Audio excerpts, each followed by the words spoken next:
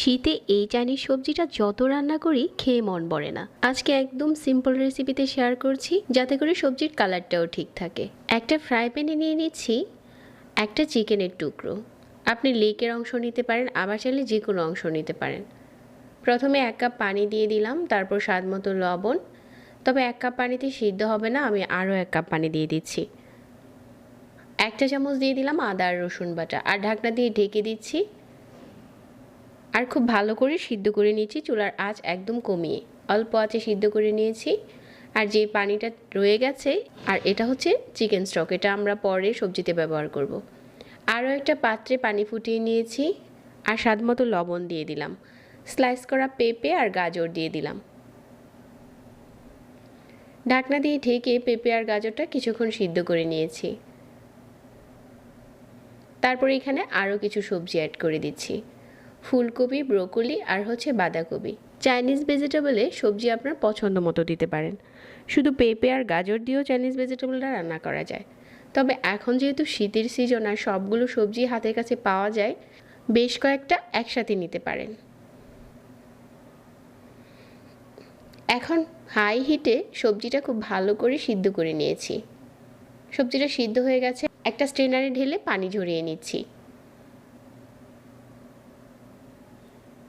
এখন নিয়ে নিচ্ছি 1 চা চামচ ময়দা আর 2 চা চামচ গুঁড়া দুধ। 1/4 কাপ পানি দিয়ে এটা গুলিয়ে নিচ্ছি। আপনি চাইলে এখানে কর্নফ্লাওয়ার দিতে পারেন, তবে আজকে আমাদের বাসায় কর্নফ্লাওয়ারটা শেষ হয়ে গেছে, এই জন্য সাথে ময়দা অ্যাড করে দিচ্ছি। এখন আমাদের চাইনিজ ভেজিটেবল রান্নার জন্য চুলায় একটা প্যান বসিয়ে 2 টেবিল চামচ রান্নার তেল, কিছু পাপড়ি করে নেওয়া পেঁয়াজ, আর কিছু দিয়ে দিচ্ছি মাঝখান থেকে কেটে নেওয়া কাঁচামরিচ। এগুলো হালকা ভেজে 1/2 চা চামচ দিয়ে দিলাম আদা আর রসুন বাটা। যে মুরগির মাংসটা সিদ্ধ করেছিলাম ওইটা এরকম ছিঁড়ে নিয়েছি।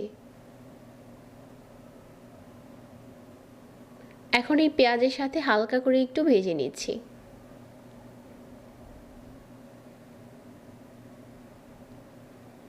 এখন দিয়ে দিচ্ছি 1/2 চা চামচ সাদা গোলমরিচের গুঁড়া, চাইলে কালোটাও দিতে পারেন। আবারও সব কিছু একসাথে করে মিশিয়ে নিলাম। এখন দিয়ে দিচ্ছি একটা ক্যাপসিকাম, ছোট কিউব করে কেটে নেওয়া।